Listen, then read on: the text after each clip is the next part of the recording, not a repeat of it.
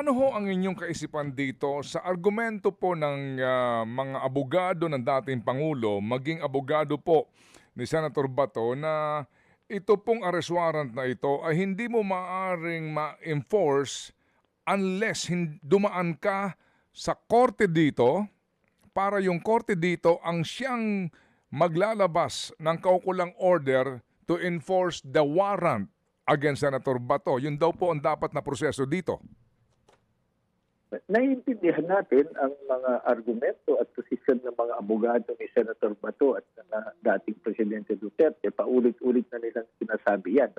Trabaho nila yan eh. So, ang abogado ng isang kliyente, di siyempre, islant mo yung batas pabor sa kanya. Yung ikukot mo lang, yung sa tingin mo nakakatulong. Pero, importante ko na basahin yung kabuuan objectively.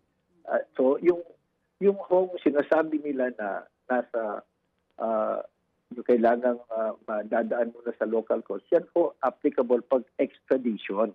Yung bang merong local court sa ibang bansa, issue ng warrant of arrest, pagdating dito, dadaan sa ating korte para masuri kung legit ba ito, totoo ba ito, genuine ba ito, ganun o, pagsusuri. At ito ba ay supported ng yung na-afford ba siya ng due process, etc. So malinaw yan sa extradition. Pagdating ho naman dito sa sitwasyon ni Senator Bato at dating Pangulong Duterte, ang linaw-linaw kasi ho nung RA 9851 na kung meron lang nag-assume ng jurisdiction ng International Tribunal in this particular case, matagal na hong nag-assume ng jurisdiction ng ICC at nagsimula na nga ho yung proseso doon, di ba? Nabibigyan naman ng pagkakataon ng masasaktan kagaya ni Presidente Duterte at eventually si Senator Bato ng due process. Diba? Maayos naman ang sistema nila doon. Malinaw doon sa na sa ganitong pagkakataon, yung tribunal, nag-issue ng warrant of arrest, it is the option of the government of the Republic of the Philippines to surrender the accused to the International Tribunal kung ang kaso is crimes against humanity. Batas na po natin yan. Wala po sa batas na yan ang nagsasabing dadaan sa local court pa natin. Wala po. Yung resolution ng Senado, yung opinion ng mga abogado nila, hindi ko yan makakadagdag sa batas.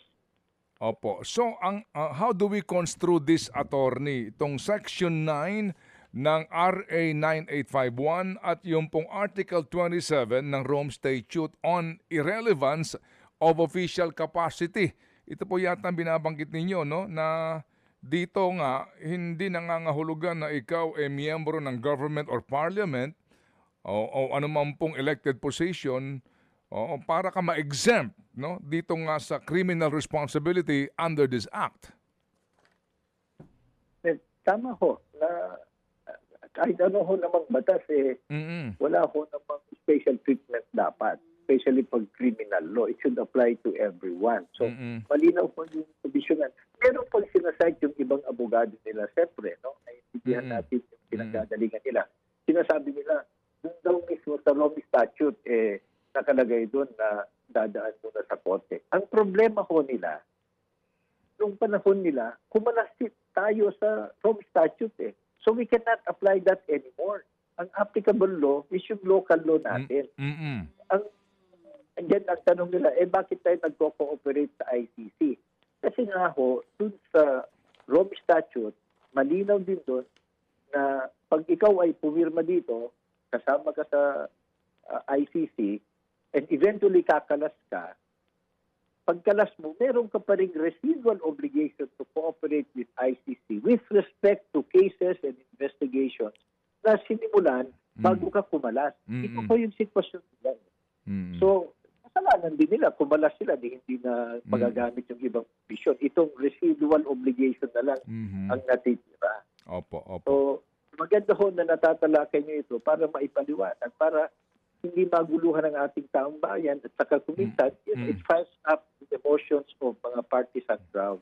Mga kapatid, patuloy po kayong tumutok sa 105.9 True FM para sa totoong balita, impormasyon, music and entertainment. Mag-subscribe sa aming YouTube channel at podcast at sundan nyo kami sa Facebook, Instagram, X at TikTok sa True Network PH. Bisitahin din po ang aming official website, truefm.ph. At panoorin din kami sa True TV Signal, Channel 19. Kami po ang 105.9 True FM. Laging true sa'yo, kapatid.